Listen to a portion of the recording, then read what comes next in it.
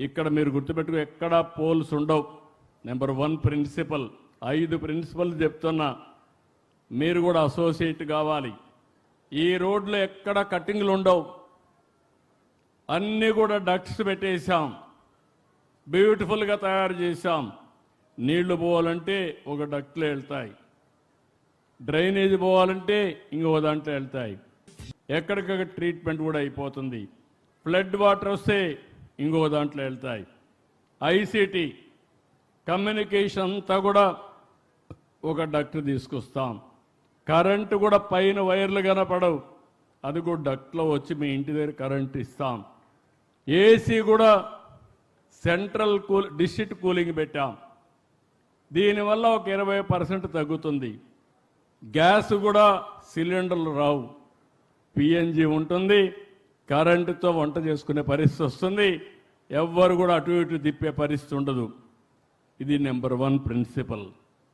Number 2 principal, ప్రపంచంలో ఎక్కడా లేనిది మనకే ఉంది, నీళ్లు. ఈ సంవత్సరం ఎల్లినో చాలా సమస్యలు ఉన్నాయి. ఆ రోజు దూరదృష్టితో పట్టిసీమ ప్రారంభించి పట్టిసీమ నుంచి కృష్ణా డెల్టాకు నీళ్లు తీసుకొచ్చి ఇచ్చింది 12 సంవత్సరాల కంటే ముందు. ఆ నీళ్లు ఈరోజు శ్రీరామ రక్ష మనకు. రాబోయే సంవత్సరం పోలవరం పూర్తి చేస్తాం. పోలవరం నీళ్ళని కృష్ణా జిల్లా తీసుకొస్తాం. నేరుగా గ్రావిటీతో కృష్ణా డెల్టా పారడమే కాకుండా అమరావతి ఒక పక్కన కృష్ణా నీళ్లు, ఇంకో పక్క గోదావరి నీళ్లు, రెండు చూస్తే అమరావతి మొత్తం నీటి సమస్య ఉండదు. ఇలాంటి బ్రహ్మాండమైన నది ఉండే ఏకైక రాజధాని మన అమరావతి అని మరొకసారి తెలియజేస్తున్నా. లోపల కూడా వాటర్ పెట్టాం, కెనాల్స్ పెట్టాం. విజయవాడలో కూడా 3 కెనాల్స్ ఉన్నాయి. వెస్ట్రన్ డెల్టాకి ఇంకో కెనాలు మనోహర్ నేరుగా తెనాలి వరకు వెళ్తుంది. అది కూడా వాటర్ ట్రాన్స్పోర్టేషన్ కూడా ఉపయోగిస్తాం. నీళ్ళు ఎప్పుడు కూడా మనిషికి ఆహ్లాదకరం. నీటిని చూస్తే టెన్షన్ పోతుంది, ఒక ప్లజెంట్ అట్మాస్ఫియర్ క్రియేట్ అవుతుంది. అందుకే రెండో ప్రిన్సిపల్ కింద బ్లూ సిటీ అంటున్నాను. మొదటిది నో పోల్ సిటీ, రెండోది బ్లూ సిటీ, మూడోది గ్రీన్ సిటీ. బయోడైవర్సిటీలో ప్రపంచంలో నెంబర్ 1 మన అమరావతి. ఏ చెట్టు కావాలన్నా వస్తుంది. చెట్టు ఎప్పుడు కూడా మనకు ఆహ్లాదకరంగా ఉంటుంది, ఆరోగ్యకరంగా ఉంటుంది, మనకు ఆక్సిజన్ ఇస్తుంది. కాబట్టి గ్రీన్ సిటీ కూడా తయారు చేస్తాం. గార్డెన్స్కి ఎక్కువ ఇంపార్టెన్స్ ఇస్తాం. ఇక్కడ మీరు చూసారు, మొన్నటి వరకు చూస్తే ఈ ప్రదేశం ఇంత సుందరంగా ఉండేది కాదు. ఈరోజు చెట్లు పెట్టిన తర్వాత, ఇది చేసిన తర్వాత మనం ఇక్కడికి వస్తానే మన ఊరేనా, నిన్నటి వరకు తిరిగిన కరకట్ట రోడ్డేనా, దాని పక్కనే ఇది వచ్చిందా అని మనకందరికీ ఆశ్చర్యం కలిగే పరిస్థితి. ఈరోజు ఇది చేస్తే నాకు కొంతమంది అంటున్నారు, నిన్నటి వరకు కరకట్ట రోడ్లో పోయి ఎన్నో ఇబ్బందులు పడ్డాం, కొంతమంది చనిపోయాం. ఈరోజు అమరావతి రాజధానికి రాజమార్గాన్ని ఏర్పాటు చేసుకున్నాం. వన్స్ ఈ రోడ్డు ఎక్కితే ఇంకా మీకు అక్కడి నుంచి అనుభూతే. ఇంకా ట్రావెల్ చేయడం అనేది రాజధాని ఎట్లుంటుందో ఊహించుకోవడమే. అలాంటి ఇది ప్రారంభం మాత్రం. ఇక్కడి నుంచి ఈ రోడ్డు నేరుగా పోయి Vijayawada Guntur national highway connect చేస్తాం. తాడేపల్లి ద్వారా పోయి కనెక్ట్ అవుతుంది. ఇలాంటి రోడ్లన్నీ చాలా వస్తాయి. నాలుగోది గ్రీన్ ఎనర్జీ. మీరు ఈ విషయం కూడా గుర్తుపెట్టుకోవాలి. ఇక్కడ వాడే కరెంట్ అంతా మీ ఇంటి పైన మీరందరూ సోలార్ ప్యానెల్స్ పెట్టుకోవాలి. మీరే కరెంట్ ఉత్పత్తి చేసుకోవాలి. చాలకపోతే మేము గ్రీన్ ఎనర్జీ తెస్తాం, అది కూడా ఇక్కడ ఇస్తాం. Net zero, pollution free. అమరావతిలో ఇల్లు కట్టుకున్న వాళ్ళు జీవితకాలం ఇంకొక 20-25 సంవత్సరాలు ఎక్కువగా ఉంటుంది. అది అమరావతి యొక్క ప్రత్యేకత. ఇంకొక పక్క గ్రీన్ ఎనర్జీ పెట్టినప్పుడు పొల్యూషన్ లేకుండా నెట్ జీరో తీసుకొస్తాం. ఇవన్నీ ఉంటే ఆదాయం కూడా కావాలి. కాబట్టి knowledge economy, deep tech capital. First time అమరావతిలో మీరు చూశారు, క్వాంటమ్ వ్యాలీ వచ్చింది. క్వాంటమ్ అంటే ఎవరికి తెలియదు. ఒకప్పుడు ఐటీ మాట్లాడాను, ఇప్పుడు ఏఐ మాట్లాడుతున్నా. Next level quantum. డేటా సెంటర్లు వస్తున్నాయి. మీరు ఇమాజిన్ చేసుకుంటే శారీరక కష్టపడడం కాదు, మైండ్ ఉపయోగించి, సెల్ ఫోన్ ఉపయోగించి మీరు పనిచేస్తే ఆకాశమే హద్దుగా మనం అభివృద్ధి అయ్యే అవకాశం వస్తుంది. అందుకే ఈ సిటీకి డీప్ టెక్ క్యాపిటల్గా నామకరణం చేయడమే కాకుండా అన్ని యూనివర్సిటీలు ఇక్కడ వస్తాయి. ఎస్ఆర్ఎం వచ్చింది, విట్ వచ్చింది, అమృత్ వచ్చింది, ఎస్ఎల్ఆర్ఐ వచ్చింది. పనులు ప్రారంభించాం. Bits Pilani, one of the most beautiful campus ఇక్కడికే వస్తా ఉంది. పనులు మీరు చూస్తే వెంకటేశ్వర స్వామి దేవాలయం పక్కన, ఈ యొక్క వెస్టర్న్ బైపాస్ పక్కన బ్యూటిఫుల్గా వచ్చే పరిస్థితి వస్తుంది. ఈ 5తో అమరావతి రాజధాని నిజమైన స్ఫూర్తితో ప్రజా రాజధానిగా, దేవతల రాజధాని, ఆ స్ఫూర్తి మీరివ్వాలి. మొన్న మీరందరూ కూడా ఒక పని చేశారు, ఒక స్ఫూర్తిదాయకంగా ఇచ్చారు. శాశ్వతంగా ఆ స్ఫూర్తి ఉండాలంటే మీలో ఎప్పటికప్పుడు చెప్పుడు మాటలు వదిలిపెట్టి రాష్ట్రం అంతా కూడా ఆలోచించాలి. ఇది ప్రారంభం మాత్రం. నాకు ఒక ఆలోచన ఉంది, అమరావతి నెంబర్ 1 క్యాపిటల్గా భారతదేశంలోనే కాకుండా టాప్ 5లో ఒకటిగా అమరావతి తయారవుతుంది. దాంట్లో అనుమానం లేదు. కొంతమందికి విజన్ తెలియని వాళ్ళు ఆలోచిస్తూ ఉంటారు. అమరావతి అక్కడి నుంచి వస్తే ఈ పక్క మంగళగిరి, తాడేపల్లి ఇంకొక కార్పొరేషన్, విజయవాడ ఇంకొక కార్పొరేషన్, గుంటూరు ఇంకొక కార్పొరేషన్, ఆ తర్వాత ఒక 10 మున్సిపాలిటీలు. చిలకలూరిపేట పక్కన చూసేది, సత్తెనపల్లి, తెనాలి, నూజివీడు, ఇవన్నీ కూడా మీరు చూస్తే అనేక కార్పొరేషన్లు అన్నీ కలుస్తాయి. దీనికి ఇంకో పక్కన మీరు ఒకసారి చూస్తే 96 కిలోమీటర్లు internal ring road, inner ring road, 190 కిలోమీటర్ల అవుటర్ రింగ్ రోడ్. కేంద్రం కూడా దాన్ని కన్సిడర్ చేస్తున్నారు. మొన్న నేను ఈ సమయంలో మనందరం ఒకటి గుర్తుపెట్టుకోవాలి, ప్రధానమంత్రి గారిని, కేంద్రాన్ని మనస్ఫూర్తిగా అభినందించాలి, ధన్యవాదాలు తెలియజేయాలి. దానికి కారణం ప్రధానమంత్రి గారు స్వయంగా వచ్చి పనులు ప్రారంభించారు.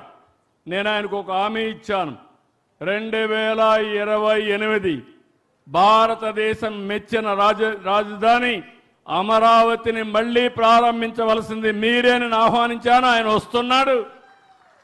అప్పటికి పనులన్నీ పూర్తి చేస్తాం. ఈ విషయం మనందరం కూడా గుర్తుపెట్టుకోవాల్సిన అవసరం ఉంది. అందుకే రోడ్లు కూడా మీరు చూడండి, స్ట్రైట్ రోడ్లు ఇవి. సింధు నాగరికతలో విన్నాం గ్రిడ్ రోడ్లు ఉంటాయని, గ్రిడ్ తరహా రోడ్లని. వాస్తు కూడా బ్రహ్మాండమైన వాస్తు. మొన్న ఒక ఆయన చెప్పాడు, సీడ్ యాక్సెస్ రోడ్ అయిపోయిన తర్వాత కాదు, ఇది 1 సైడ్గా అన్స్టాపబుల్ అని. ఎన్ని ప్రయత్నాలు చేశారండి.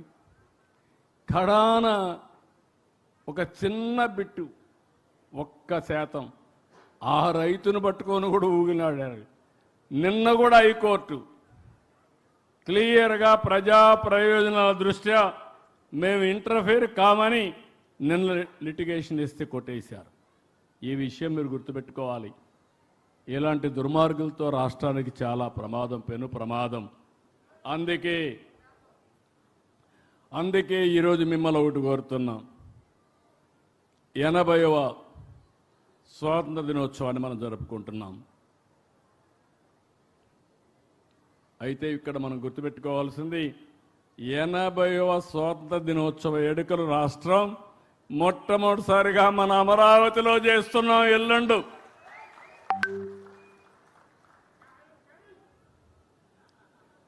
కాబట్టి మీరు గుర్తుపెట్టుకోవాల్సింది దీన్ని ఒక స్ఫూర్తిదాయకంగా మీరు ముందుకు తీసుకుపోయి మనందరం కూడా ఆలోచించాల్సిన అవసరం ఉంది. నేను ఎప్పటికప్పుడు అన్నిటికీ టైం బౌండ్ ప్రోగ్రాం పెట్టుకుంటున్నాను. నాకు చాలా సంతోషం. ఒక పక్క నేను కానీ, పవన్ కళ్యాణ్ గారు కానీ, ఇంకొక పక్క బీజేపీ మన నరేంద్ర మోడీ గారు కానీ, మా ముగ్గురి ఆలోచన ఒకటే, ఆంధ్రప్రదేశ్ రాష్ట్రం అభివృద్ధి కావాలి, ప్రజా సమస్యలన్నీ పరిష్కారం కావాలి, మీ జీవితాలు బాగుపడాలని ఏకైక లక్ష్యంతో నిస్వార్థంగా పనిచేసేది ఈ కూటమి ప్రభుత్వాన్ని మరొక్కసారి మీ అందరికీ విజ్ఞప్తి చేస్తున్నా. ఇక్కడికి వచ్చిన తర్వాత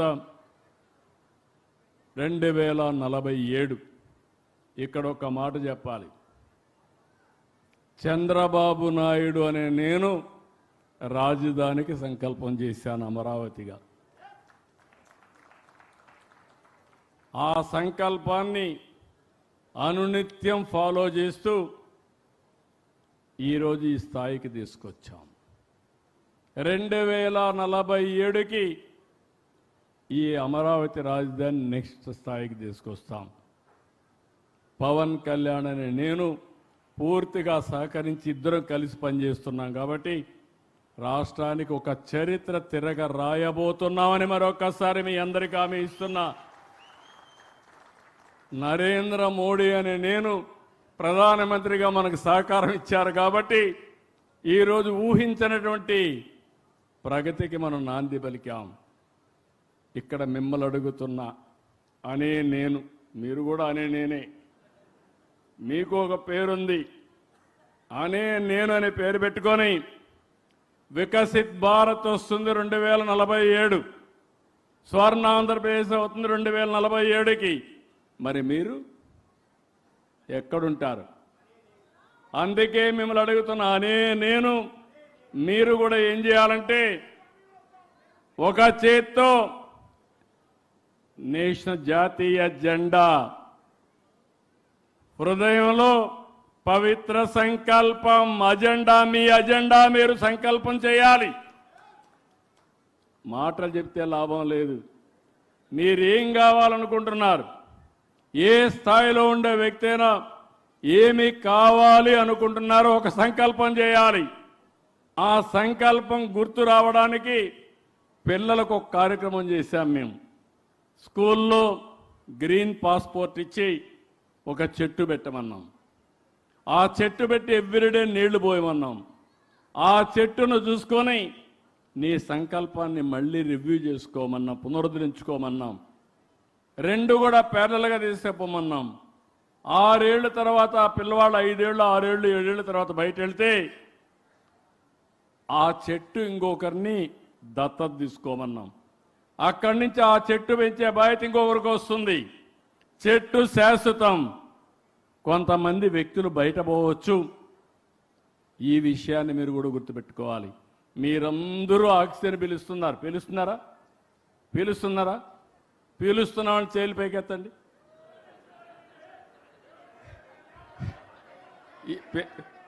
పీల్చకపోతే మేము పీల్చడం లేదు, మాకు ఆక్సిజన్ అవసరం లేదని చేతులు పైకెత్తండి. వాళ్ళకి అసలు ముక్కు మూసుకోమన్నాం, ఏమవుతారో చూద్దాం. అయితే ఆక్సిజన్ ఎక్కడి నుంచి వస్తుంది? చెట్టు నుంచి వస్తుంది. మీరేం చేస్తున్నారు? కార్బన్ డైఆక్సైడ్ వదిలిపెడుతున్నారు. కార్బన్ డైఆక్సైడ్ని ఆక్సిజన్గా కన్వర్ట్ చేయాలి. చెట్టు కావాలి. మీరు మాత్రం చెట్లు పెట్టరు, చెట్లు నరకుతారు. ఎట్లా? అందుకే నేను ఒక పిలిపిస్తున్నాను. రాష్ట్రంలో ప్రతి ఒక్క వ్యక్తి మీ ఇంట్లో కానీ, మీ ఆఫీసులో కానీ, మీ పొలంలో కానీ ఒక చెట్టు పెట్టే బాధ్యత మీరు తీసుకోవాలి. ఆ చెట్టును పెంచాలి. ఆగస్టు 15న మీరు ఒక సంకల్పం చేస్తారు. ఆ సంకల్పం మీ గుండెలో పెట్టుకుంటారు జ్ఞాపకానికి. ఇంకొక పక్క జాతీయ జెండా చేతిలో పెట్టుకుంటారు. స్ఫూర్తి, జాతీయ స్ఫూర్తి. మీరు చేసేది ఒక సంకల్పం కోసం పనిచేస్తారు. ఆ చెట్టును చూస్తారు, మళ్ళా గుర్తు చేసుకుంటారు, రీఎన్ఫోర్స్ చేస్తారు. మామూలుగా పుట్టిన వ్యక్తులు ఈరోజు అసాధారణమైన శక్తులుగా తయారయ్యారు. ఈరోజు మీరు చూడండి, నేను అనే ద్రౌపది ముర్ము ఏంటి ఆవిడ ఎన్ని కష్టాలు అనుభవించింది, కుటుంబ సభ్యుల్ని పోగొట్టుకున్నది, ఇంకొక పక్క ఒక పేద కుటుంబంలో పుట్టింది, కష్టపడి చదువుకున్నది, రాజకీయాల్లోకి రావాలంటే రాజకీయాల్లోకి వస్తే ఒరిస్సాలో మంత్రి అయింది, అక్కడి నుంచి అంచెలంచెలుగా ఎదిగి గవర్నర్ అయింది, అక్కడి నుంచి ఈరోజు దేశ అధ్యక్షురాలుగా మన యొక్క హక్కులను కాపాడే రాజ్యాంగానికి పరిరక్షకురాలుగా తయారైందంటే అది ఇండియాలో ఉండే అవకాశాలు.